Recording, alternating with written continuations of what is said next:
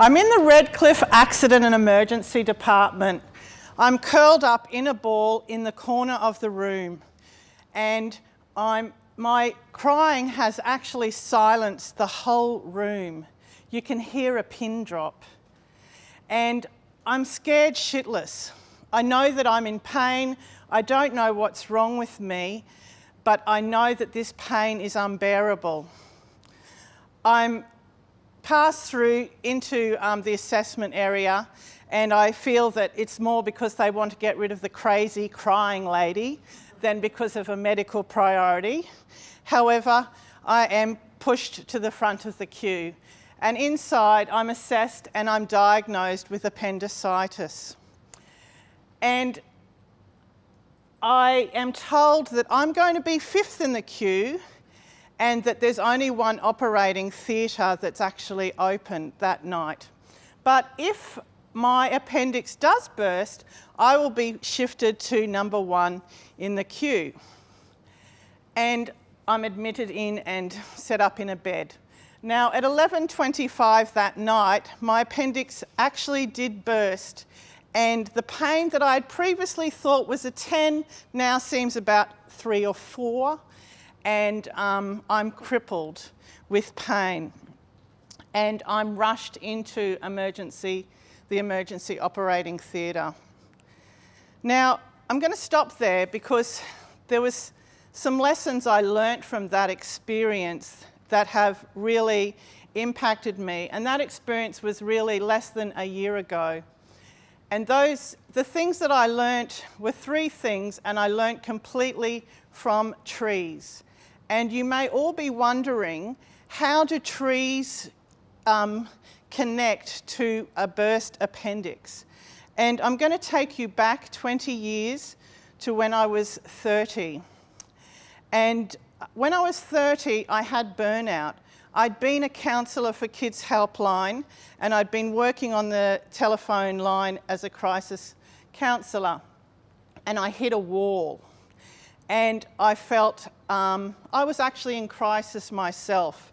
So I took 3 months off work, and I decided during that time that I was going to plant up a herb garden. And so over that 3 months, I planted rosemary, and I got really into learning about gardening and planting herbs, cooking herbs, lemongrass, herbs for tea, and I really enjoyed that. And what happened during that, over those 3 months, was I had an experience, and it wasn't an experience that was like massive wow. It was more of a subtle, connected experience. I was in that garden, and for the first time since I was a child, I felt connected. And I felt connected to the plants, to the ground, to my body, and I really felt connected to the hose. I felt like I'm plugged into this thing. Like, what is going on? And from that moment, I had a spark, and I thought, you know what? I don't really know what the future holds, but I know I like this feeling. And this feeling makes me feel connected. And so I went on and I went and studied horticulture, and I went and studied arboriculture, and I learned about how to read the body of a tree and how to listen to trees.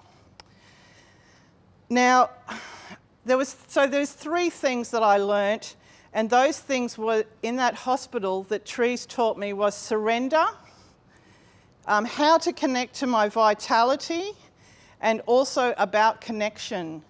And so the 3 trees that taught me those messages, the first tree was Eucalyptus trees, our great iconic gum trees. Now, what I learnt from them in watching them through storms and watching them on windy days for years is that they're actually made to bend. And so a lot of people are frightened when trees bend. But watching them, I learnt they don't bend from the ground like this, the whole trunk. They actually oscillate. And each individual branch moves, and they move both individually and as a team together. And the energy, which is the wind and the wind loading, goes from the tip of the leaves down to the branch, down to the next branch, down to the trunk, and it's earthed in the ground. And what you see when you look at trees is that strong branches that are too rigid will possibly snap, and branches that are too soft will possibly snap. And there's a medium, and in that medium is strength. And that strength is about responding to the wind and responding to the situations that we find ourselves in.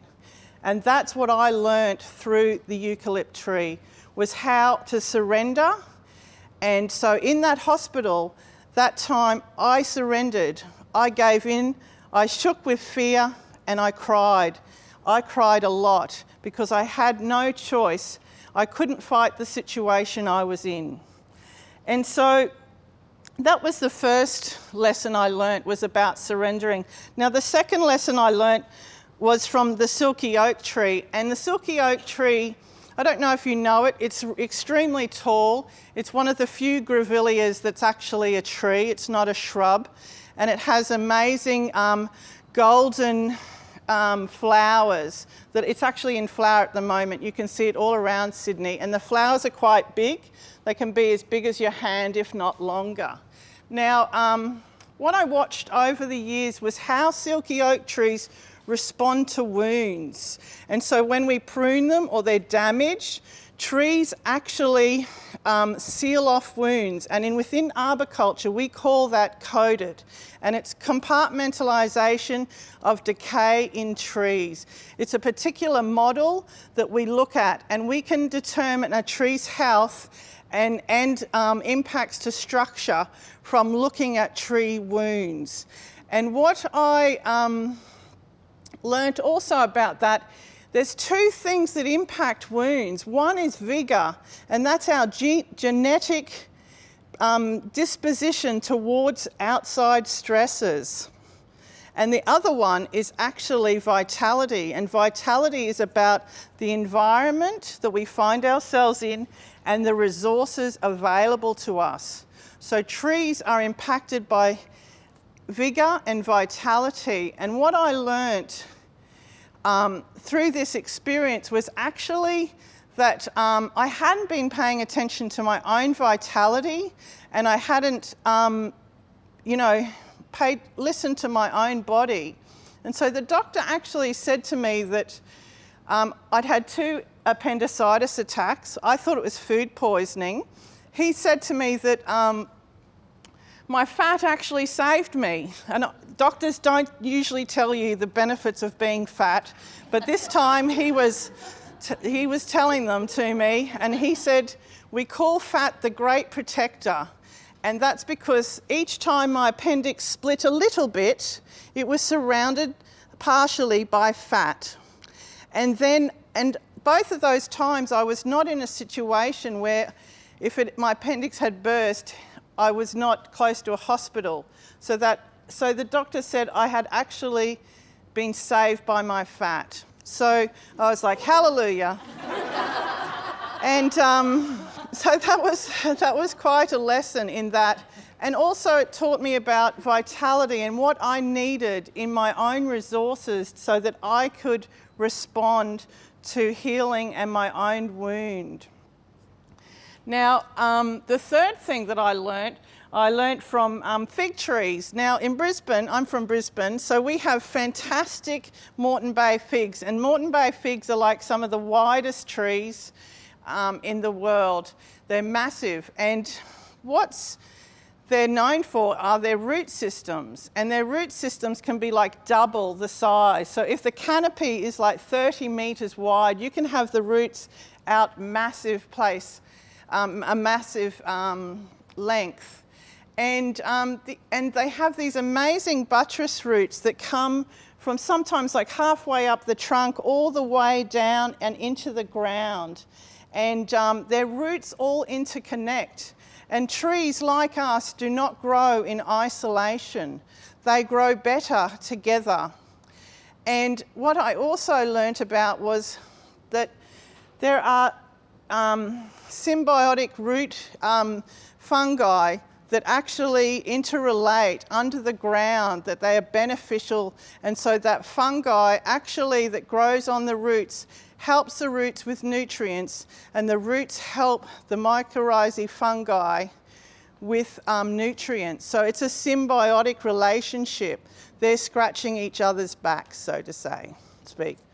And so I learnt about that. And then what I learnt about for myself was that even though initially I'd been in the accident emergency ward department and I'd thought I was alone, I had no family to ring, I had no partner, and but what I discovered over those 5 days in hospital is every day I had at least 3 people or 3 groups of people that visited me. And I realised at the end of how loved I was. I had family, I had my local neighbours visit me, I had my GLBTQI family visit me, I had all my tree pals, my council co-workers, I had so many friends, and I felt connected with my community, and I felt rooted in my community, and that is a pun, because I do like a good tree pun.